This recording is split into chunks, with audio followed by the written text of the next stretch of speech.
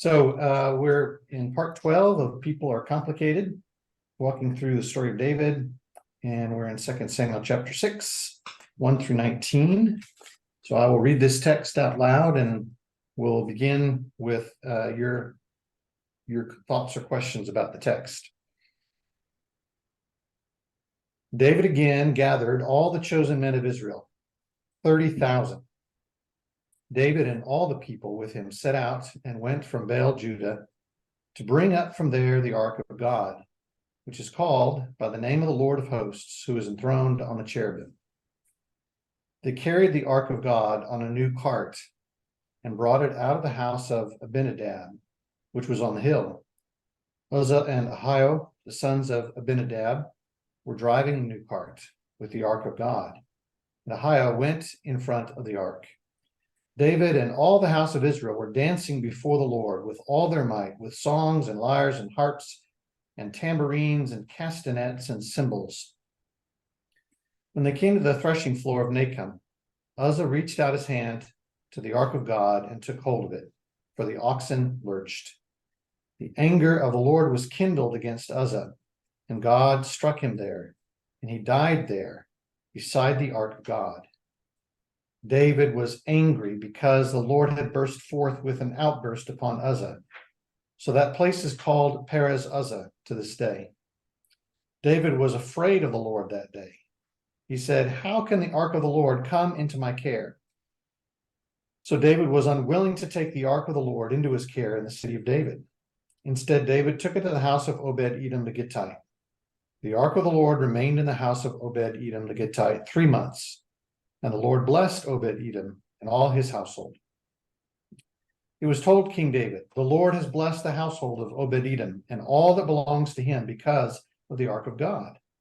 So David went and brought up the ark of God from the house of Obed-Edom to the city of David with rejoicing.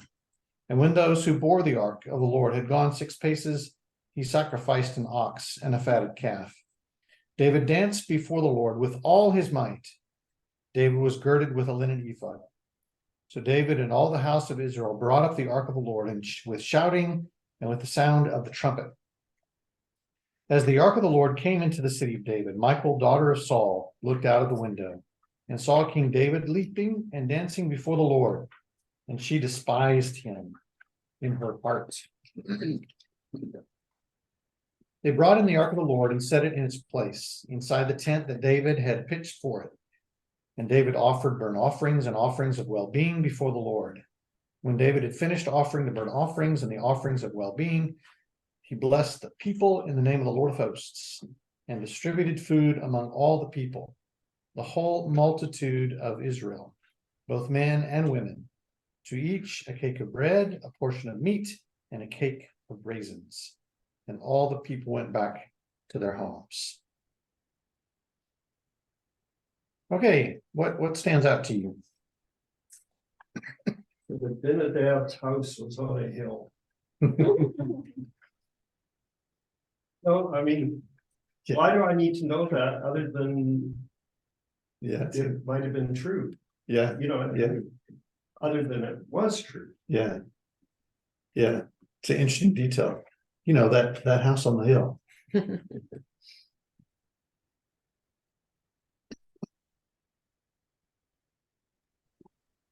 What Well, else? how God got very angry with the men that touched the ark. Me. Yeah, And that made David mad in response. So I don't quite understand that, I don't think. It sounded like the ark was going to fall, right? mhm. The oxen had stumbled. Yeah. And it's Yeah. kind of the normal thing you would do is try to steady it, I think. Yeah. But maybe not. Yeah. I guess not. Apparently. That's a tough one, isn't it? Yes. There's an awful lot of rejoicing and dancing before the Lord going on here. Yeah. The second one in verse 16 is Michal, the daughter looked out and saw this going on. And she despised him in her heart. And before, when I've read that, maybe it's just a translation-ish thing, but I always thought it, it was I was surprised it didn't say because that she was feeling this despising because of his dancing before the Lord. Or was it he was dancing before the Lord and she despised him because of other things that had happened. Like Right, we just yeah. had, noted last week that that there were 3 other wives with her not being mentioned in the group of wives. And so you wondered about what was her role currently with David. So Yeah. maybe she already despised him and it didn't really have anything to do with his dancing. But Yeah. but maybe It's just, but I this just don't- guy's home. yeah, so I guess if we had Hebrew scholars, we could ask them that if there's a because implied there or not. Just another scene in a marriage, Right, yeah, yeah. maybe. Yeah. I mean, text does go on. Right. It's like, but when I read that, I thought, we maybe don't know, and that's the way life works. There are just moments in marriage when despise seems a pretty strong word, but we're just annoyed. Yeah. And it's on us, but that's the way human hearts work. Yeah.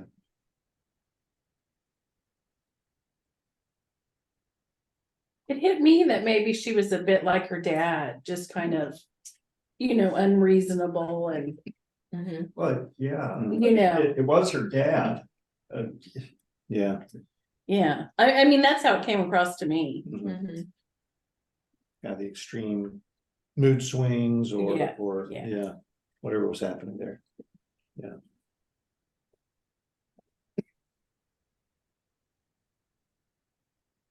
I wondered about Obed-Edom Mm. and his ethnicity. Hmm. And I read enough of your notes to, Gath, okay, I get that. But the fact that he's not Israelite. Interesting, yeah. Which maybe makes sense. I mean, David's thinking, I don't need another of my people to die. Let's give him to the guy from Gath. Yeah. Yeah.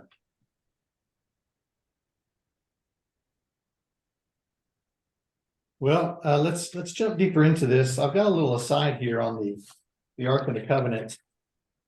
And it feels appropriate to have the soundtrack to Indiana Jones playing. Maybe it's a project we could all go together to the Indiana Jones movie when That's right, yeah. I think it's released.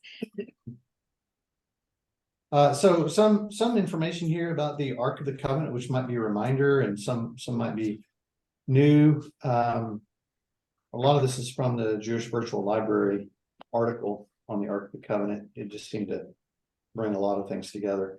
And so in the traveling formation in the desert, the Ark was carried 2,000 cubits ahead of the nation, according to Numbers 2.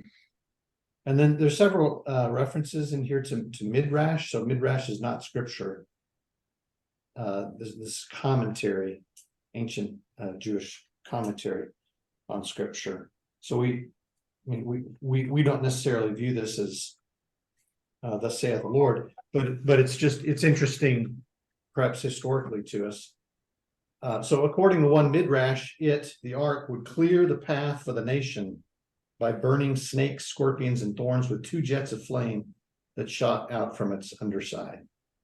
So this is not in the Bible anywhere, but I think if you remember the first Indiana Jones movie, when the 2 government agents come to Indiana's school and take him out of class and ask him if he knows anything about the Ark, he opens a pictorial Bible, and there's a drawing of the Ark being carried and 2 beams shooting out from it to destroy the enemies of God, which had to be a reference to this Midrash, I think.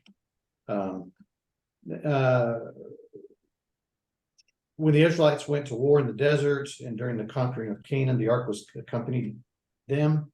Whether its presence was symbolic to provide motivation for the Jews or actually aided them in fighting is debated. When the Jews crossed into the land of Canaan, the waters of the Jordan River miraculously split, and the ark led them through that. So it's an important story in Joshua 3.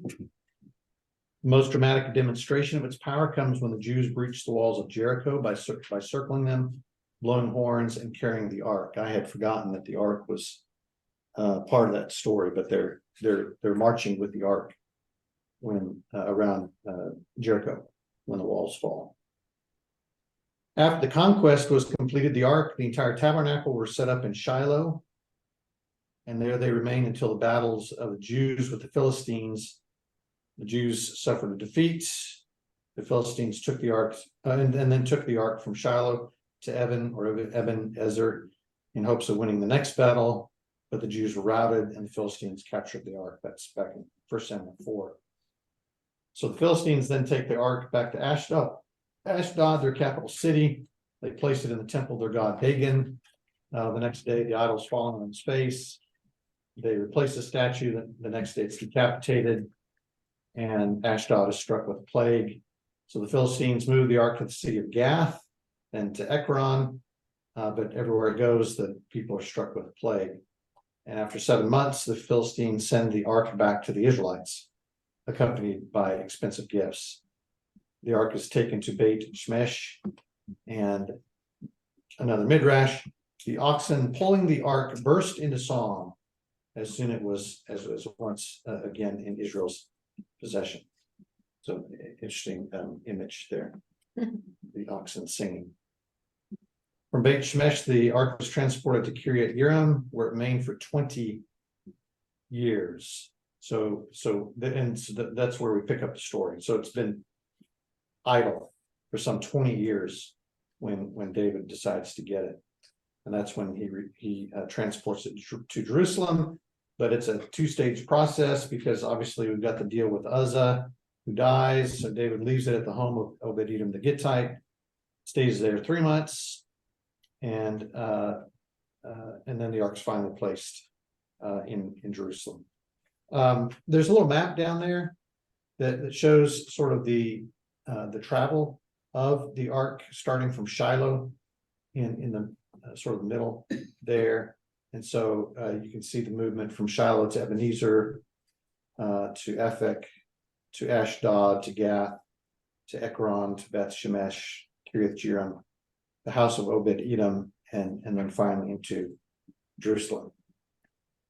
So the ark's been around. It's traveled quite a bit there.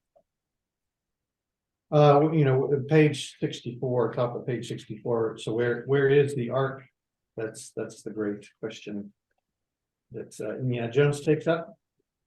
Apparently the ark remains in the temple until its destruction at the hand of the Babylonians, and then we don't know. Some people think the Babylonians took it because they did take other vessels of the temple, but the detailed lists that we have of what they took don't mention the ark. It seems like it would. Some sources suggest Josiah learned of the impending invasion of the Babylonians and hid the ark. According to one midrash, he dug a hole under the wood storehouse on the Temple Mount and buried it there. Another account says Solomon foresaw the eventual destruction of the temple and set aside a cave near the Dead Sea where Josiah hid the ark.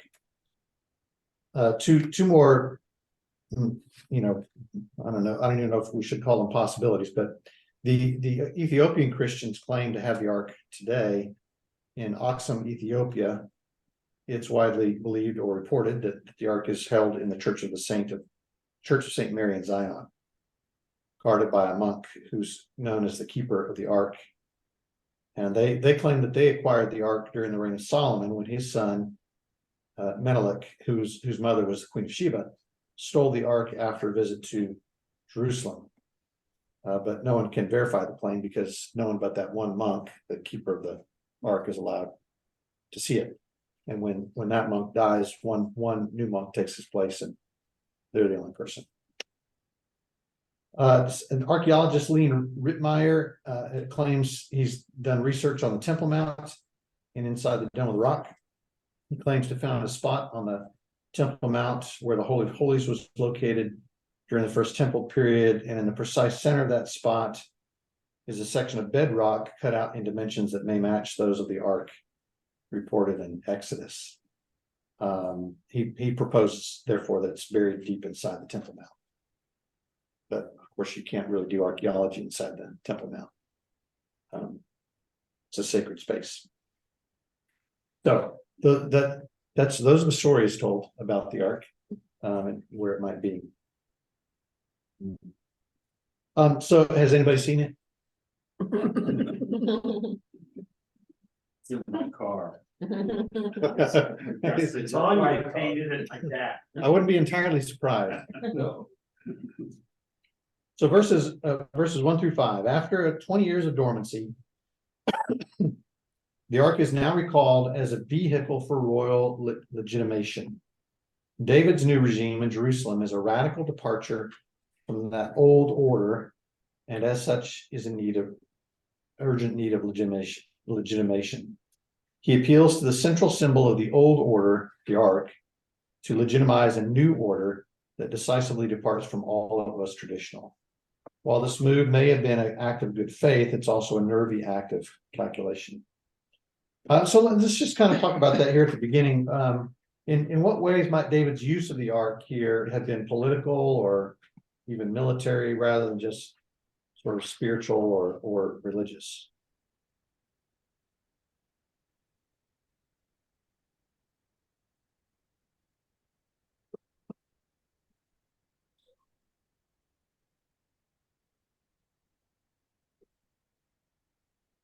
Life tends to be a mix.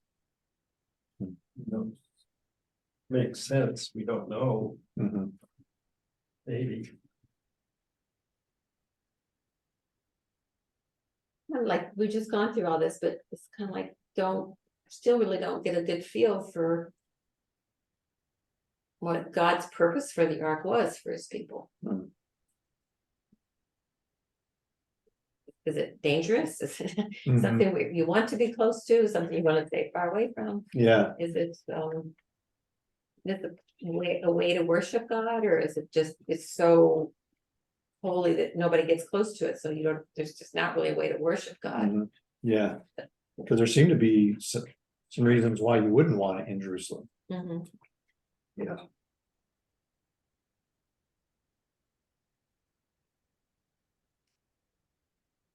There's not any consistent story about Mhm. what it's supposed to be useful for, Mhm. or what's the focus.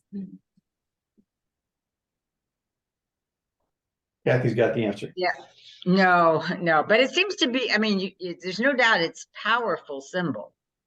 You know, I mean, it does things for the Philistines, does things to other people, bad, good, whatever. It's very, but it seems to me a very powerful symbol that David would want in his camp, realm, Mhm. whatever. Especially if it sort of seems like while a lot of people were for him, he needs to consolidate everybody. Mhm. You know, I don't know. We don't know what Michael's feeling, but you know, Mhm. he might not be the hero for everybody, but you know, but the more he gathers all of the important elements into his space, the stronger he is. And it's Yeah. obviously a very powerful symbol. Mhm. Yeah, that all of the tribes of Israel would have sentimentality towards or memories of and stories about, and yeah, I mean it could be a great unifier. Mhm. The Ark, does it look like the one on Raiders of the Lost Ark? Well, How does anybody know what it looks like? It's been thousands of years ago. But it's described in substantial detail. Yeah. Oh, really? Look at Exodus, yeah. yeah, the one in Indiana Jones was based on a famous painting of it, but whether or not it looks exactly like that, I can't say. Right. Yeah. Okay, so the motive for David taking the ark to Jerusalem, we're not given a lot of information about it. We're just told this is what he does. And there may be a lot of different reasons for it. The number at the top, page 65, the number 30,000 is mentioned here, 30,000 men, which is interesting. That same number of Israelites slain when the ark is captured by the Philistines in 1 Samuel 4. You skipped your question. Oh, well, I'm just watching the time. You want to talk about that? Can you think of, I wanted to say the Bible gets used for not so spiritual purposes. right, so there's an artifact, right, a symbol Yeah. That's That's all I was gonna say. wielded, Yeah, has been wielded in presidential, for political purposes Campaigns. largely. yeah, Mhm. yeah, that's a very good point. What lives in the ark? God? What's in the ark? Supposedly. Tablets of the Ten Commandments. Everyone wanted to know when they looked, they got killed. Yeah, right. I saw that on Readers of the Lord. Also, Oh, really? yeah, Yeah, so you have the 10 Commandments on Got, stone, I think, Aaron's and staff. Aaron's staff. And then there's some of the manna. How would Aaron's Yeah. staff fit in there? Was it? I mean, is it that? it's pretty big. I think from what I haven't been, I don't know all the measurements, but about as big as this table. Oh, really? Yeah, maybe not quite as long, but The It numbers. wasn't that big in Raiders of the Lost Ark. Yeah.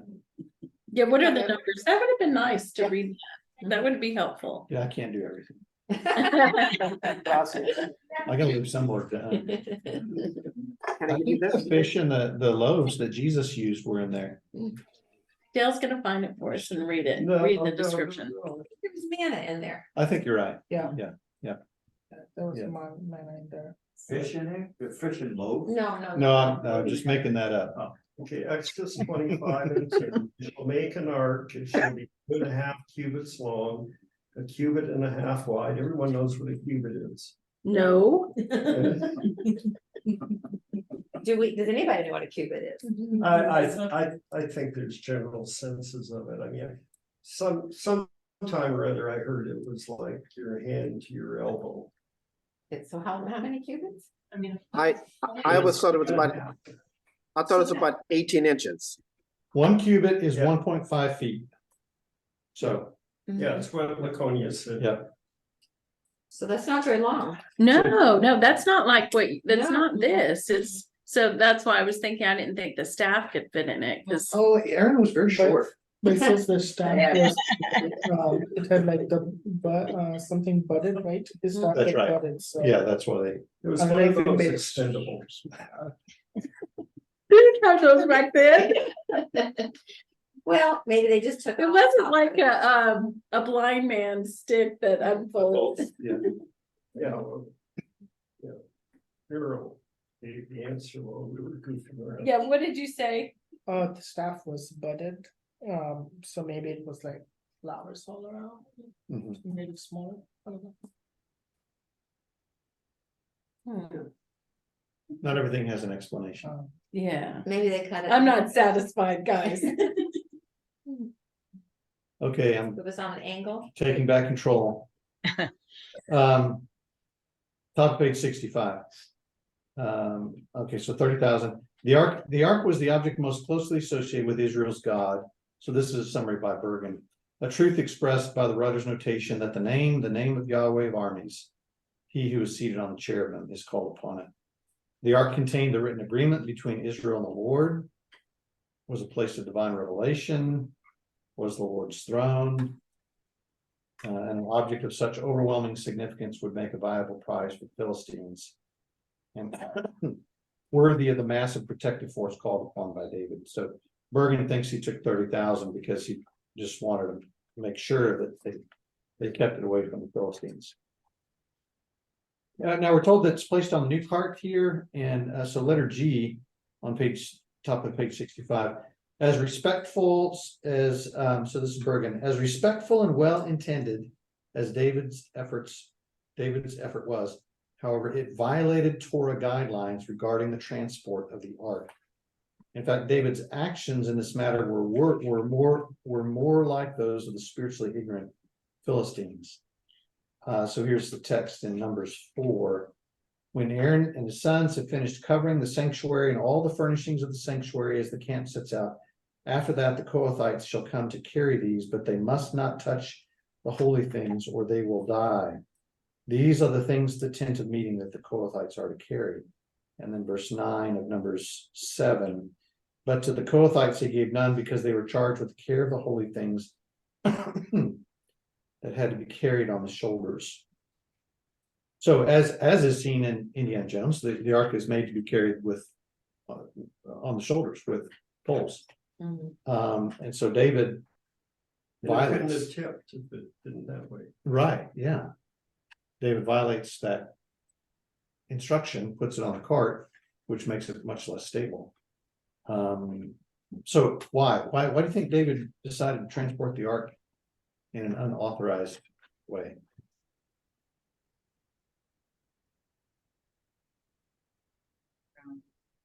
They were going up a hill.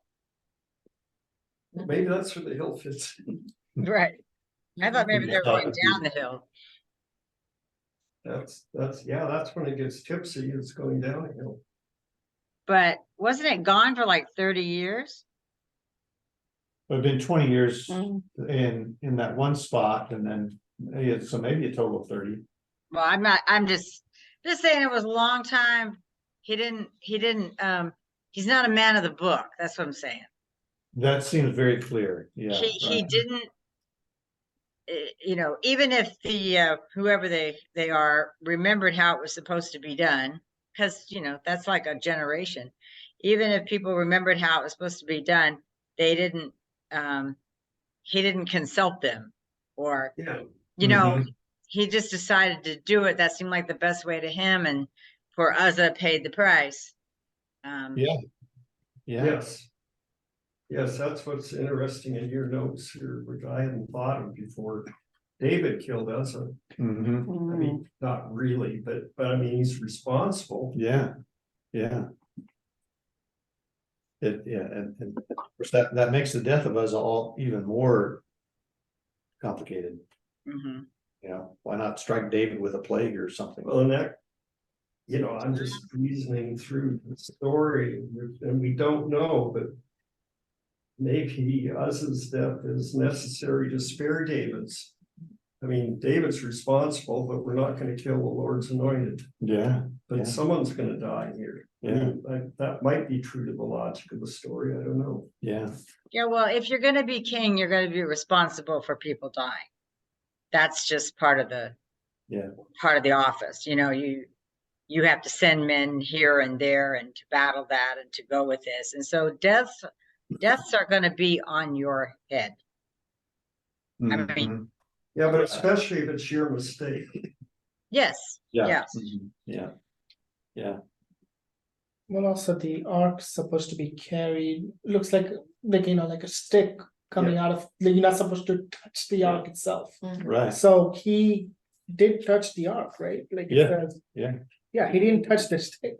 Right. Maybe he would have been spared if he had touched the stick to stable it, but he touched the ark itself. Right. So Yeah. maybe that's why. Well, my Yeah. sense is that, They didn't even have sticks in it. we have a 2-stage journey here. So this is the first stage, and in that stage, it's just on a cart without the poles. My sense is. Now, how did they get it on the cart? That's a question I have. Yeah. Who are Kohathites? I mean, I know who Levites are, but I don't know who Kohathites are. The people who are supposed to be carrying it. I mean, I just don't The recall. people of Kohen. Yeah. I mean, it talks about Aaron and his sons, and that's the Levites. But I don't know who they are. That's a good question. Yeah. Okay. Verses 6 through 11, the middle of page 65. So Robert Alter notes that the word used for God's wrath or anger is the same word used of David's wrath or anger. So it's just an interesting linguistic playing with words there. God's angry, God's wrathful, David's angry, David's wrathful. Bergen, the stated reason for David's emotional storm was because the Lord had broken out against Uzzah. A clause that could either mean David was mad at God for killing Uzzah. Unlikely, he says, since God was merely enforcing the Torah, or that he was upset that Uzzah had acted in such a way as to cause God to bring fatal judgment to bear. More likely. So why do you think David was angry? Was David angry at God? Was he angry at Uzzah? Was he angry at himself? What do you think? I think a lot of his anger stemmed from his own responsibility for the action. You know, not wanting to. I think sometimes I get more angry when I feel some guilt over it all. Maybe he sensed some responsibility. We're trying to reimagine the story and which I've never really tried to do before, but this is a big event. I mean, he is bringing the ark in. This is glory day in Jerusalem, and it's not going by plan. You know, so I mean, he's already, I would imagine, deeply frustrated. Yeah, that's a good point. I mean, one of the largest events in his legitimation, and there goes out the window. The ark nearly falls off and somebody's dead and the parade's got to stop. Yeah. And the place is called Perez Uzzah to this day. You know, that people remember this was a memorable event. So I don't know what this day is, but you know. Right. Yeah. They made an addendum to the sign on the outskirts of town. Right. Welcome to Perez Uzzah. Right. Letter E3E. David becomes freshly afraid of Yahweh. And when people are no longer awed, respectful, or fearful of God's holiness, the community is put at risk. So if David is angry at God, which we're not entirely sure if that's the case, it does raise that question of what place, if any, does fear have in our relationship with God?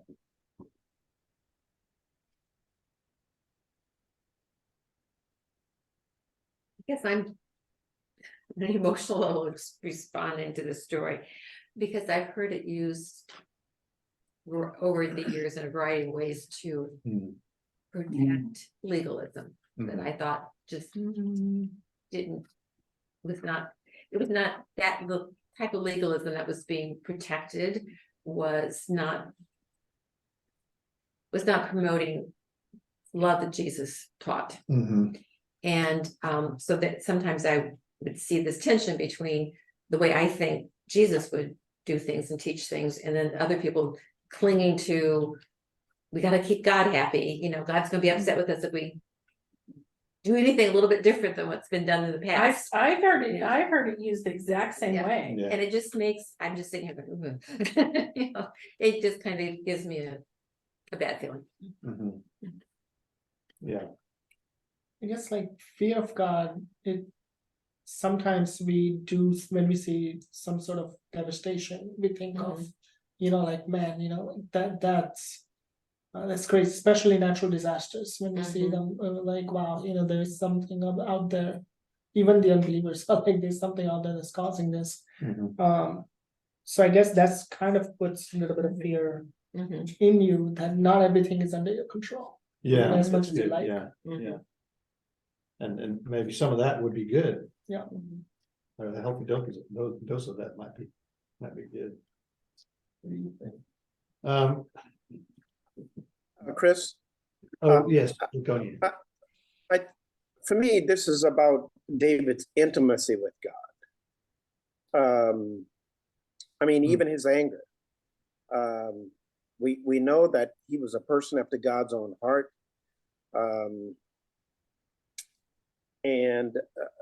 You know, he gave a very human response to what happened to Uzzah. And then he recognizes that he himself went beyond what God desired in this moment. And I think he just like, oops, I messed up. Okay, yeah, yeah. He feels that rift in his relationship with God. Mhm. Yeah. Bottom of page 65, there's the mention of Obed-Edom the Gittite. Robert Alter suggests this foreigner, perhaps from Philistine Gath, someone who's attached himself to David during his sojourn there. But sort of an interesting, unexpected person working his way into the narrative here. So the plan, okay, let's stop. Let's just leave the ark there. Seems to work well during the 3 months that it was there. Blessings are experienced instead of curses for Obed-Edom and everything around him. And so as a result, David discerns, okay, it's okay now to proceed with the original plan of bringing it into Jerusalem. But it just as a quick side, it occurs to me that that's a kind of a helpful tool for discernment, because that's what David's doing here, is discerning, gosh, what am I supposed to do? And I think sometimes if we see that it seems like God's blessing something, sometimes that's a good sign for us to, okay, let's go ahead. Let's move forward. Verses 12 through 13. It seems like the picture in verse 13 is that the Levites are now carrying the ark by hand rather than the cart. Verse 13 says, and when those who bore the ark of the Lord had gone 6 paces, so it's no longer the oxen bearing it, it's people bearing it. So, David's either read his Bible or somebody around him has read their Bible and said, okay, here's where it went wrong. Let's get the pole back out. This ritual pause after 6 steps suggests a symbolic significance, perhaps a sort of Sabbath rest, suggesting a consecration of the entire journey. So again, verse 13. And when those who bore the ark of the Lord had gone 6 paces, he sacrificed an ox and a fatted calf. Some Bible translations will leave the impression, and some commentaries will state as fact that every 6 steps David takes, there's a sacrifice of an ox and a fatted calf.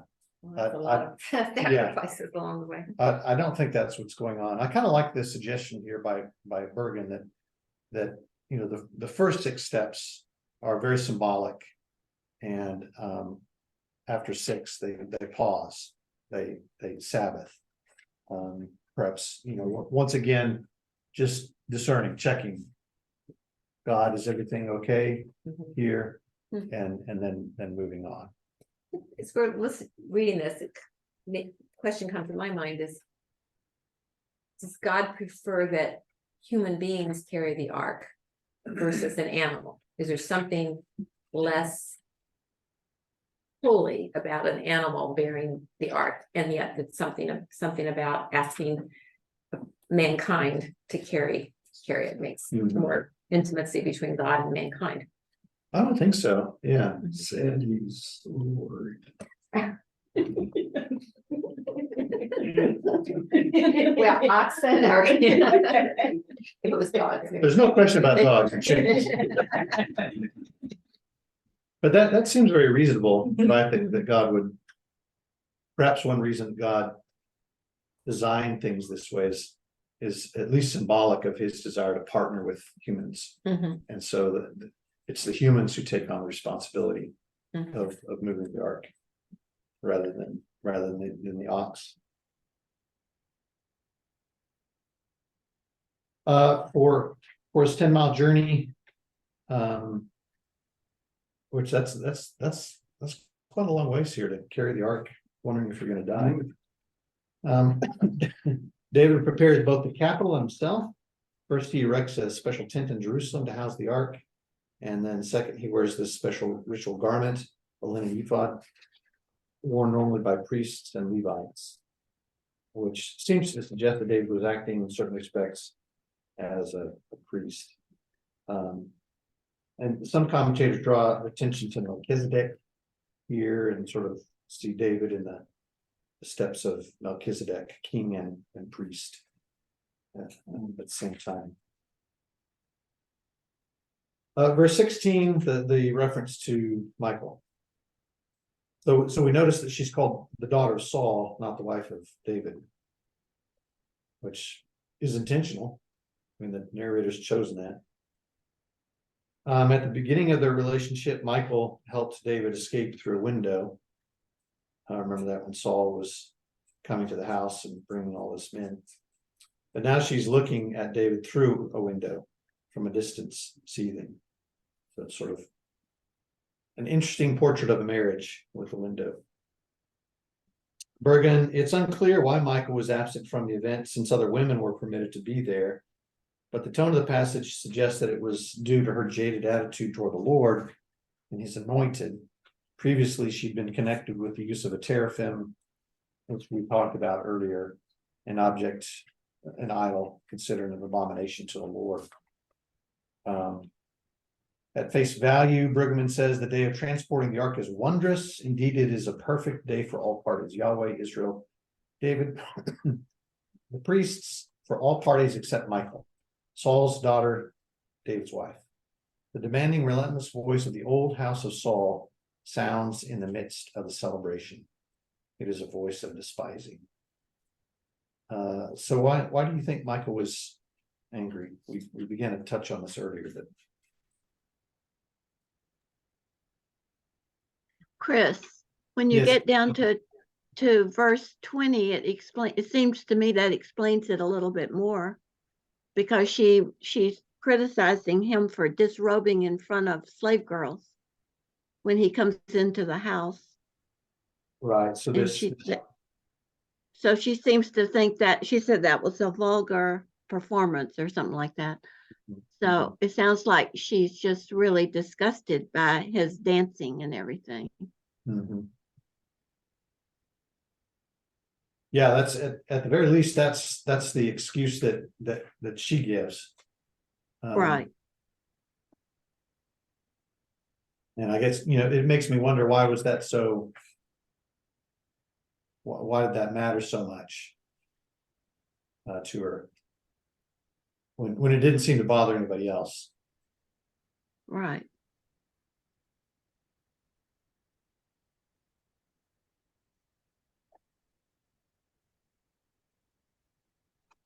I kind of like Brueggemann's suggestion here that Michal is sort of standing in for the voice of Saul.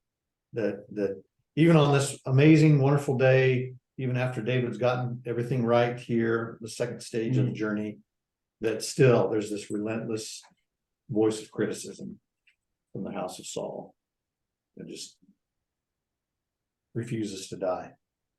What I'm wondering about is, how many wives did Saul have? I mean, what is Michal used to?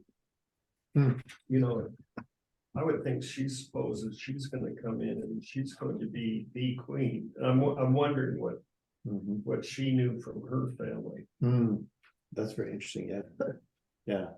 So she may be responding against a marital situation that's very different from what she saw with her dad. Maybe, that's just, I can't find the answer immediately, but.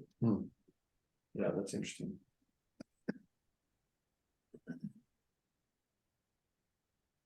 And then, okay, 17 and through 19, the extravagance is one of liturgy. There are endless burnt offerings and peace offerings.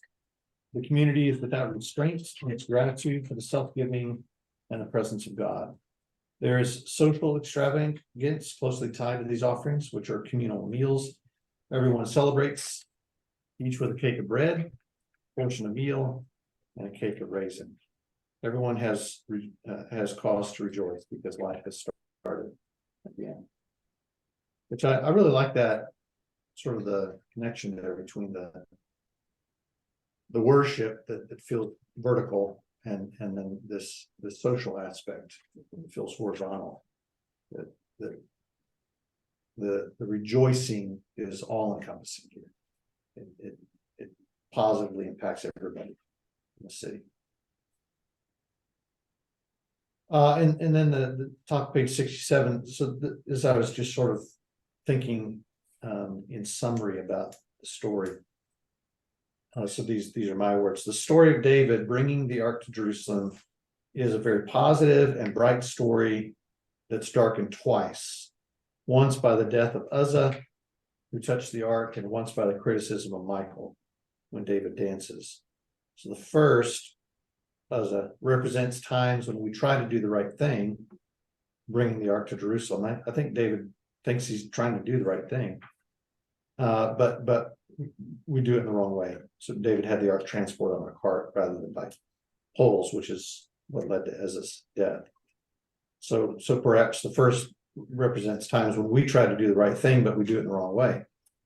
The second, the voice of Michal there, represents times when we do the right thing in the right way, and yet there's still criticism from people.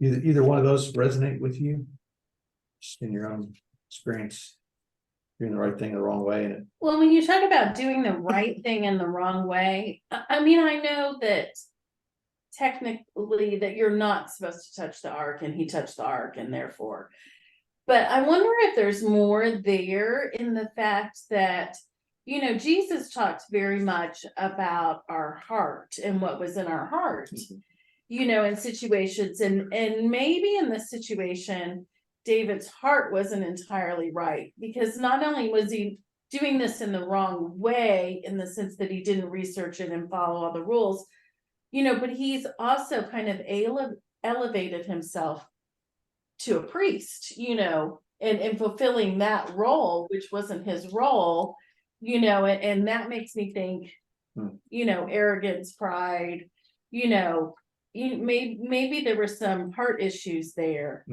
as well. yeah, that could be. Yeah. But maybe too, when we do things the wrong way, there are heart issues. But Yeah. You know, I've always thought in these stories, they, you know, as Debbie said, you know, we grew up with these stories drilled into us to get everything exactly right, or God will give you. But what I learned fairly quickly, you know, after I grew up, was not at the time, but later, was if you did a timeline of these kinds of stories against the chronology of Israel, they happen many years apart.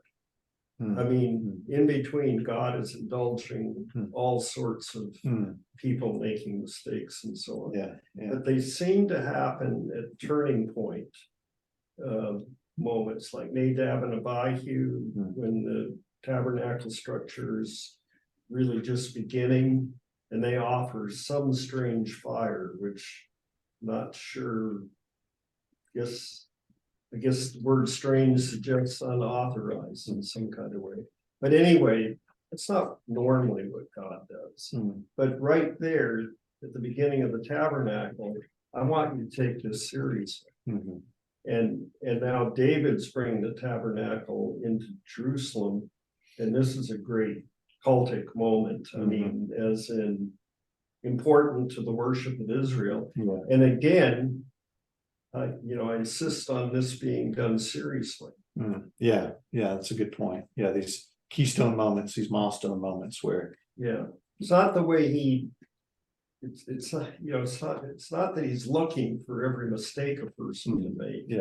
But there are times when either God or when Scripture is needing to tell you, take sacred seriously. Yeah, that's good. That's good. Like that. Who does the ark belong to? Who belongs to Jewish? The Jews? Yeah. Then why is everybody after it? Everyone wants the cultic symbol of another people. I mean, it's the same thing as, you know, as as a football team wanting to steal the mascot of the other team, that happens all the time, Mhm. And, yeah, I mean, I picture it that way. I mean, And if you're the Philistines and you hear these stories, of the or power, even rumors that the Israelites have this powerful right? weapon, yeah, Yeah, and all the power of their God is imbued into it. Well, you want to steal it, I see. And- The secrets to a nuclear warhead. right. right? Yeah, Even in Right. Indiana Jones, like that was the main purpose behind Germany wanting to have it in the movie, yeah. because they wanted to. But, you know, Everyone. They want to top that. That's right. no, but what you say is reminding me of a quote that I read long time ago. It just says, like, it's by I mean, it was recited by Abraham Lincoln, but it was originally from John Lydgate. And it says, you can please some of the people all the time. You can please all of the people some of the time, but you can't please all the people all the time. Oh, okay, yeah, yeah. So, Yeah. yeah, it's just. So there's almost always gonna be a Michael. Yeah. Yeah. Okay, Jesus was perfect, right? He did everybody. yeah. He had quite a few Michaels. Yeah. Well, we'll stop there. Thanks everybody for being with us tonight.